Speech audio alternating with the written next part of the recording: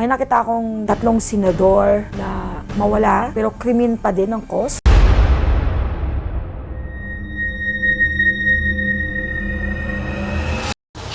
Hello po mga ka-PTV, sa video na ito ay tatalakayin natin ang masasamang pangitain sa lugar na ito ayon sa mga visions ni Madam Rudy Baldwin.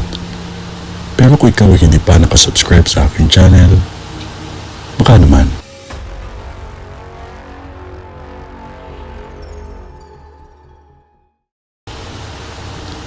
Nakikita ko sa vision ko ang 2 aksidente sa karagatan na mangyayari pa lamang.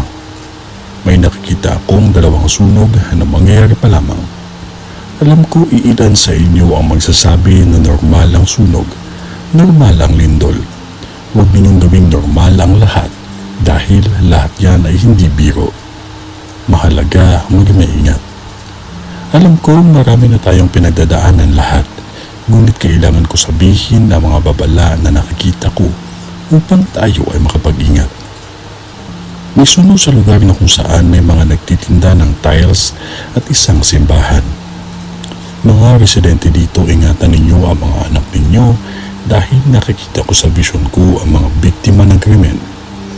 Tumaas ang bilang ng biktima ng panghahalay.